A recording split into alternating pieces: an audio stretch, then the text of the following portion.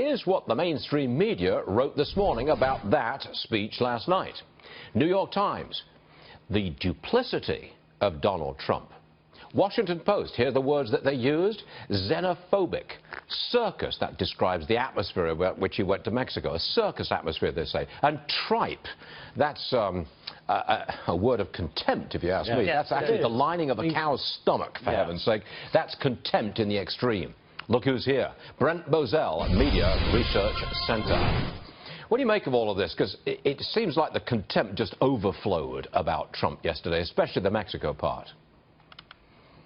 Yeah, you know, very interesting.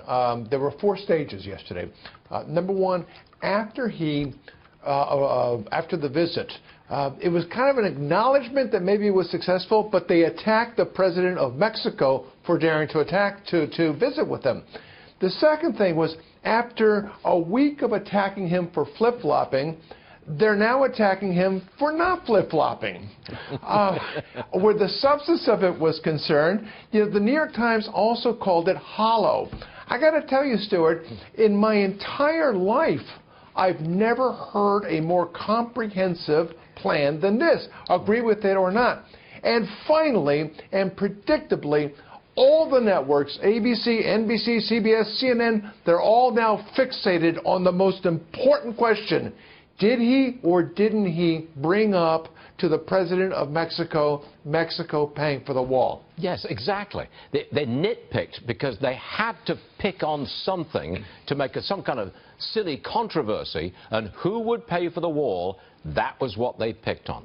Amazing stuff, isn't it? I mean... You know, Stuart, if I can say one thing, he is boxed. I think he has boxed Hillary in a corner on this one, and the press knows it, because this is now going to break down to this.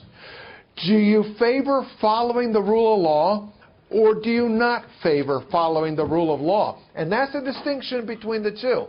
The press are going to hammer him because they know he's boxed them in a corner.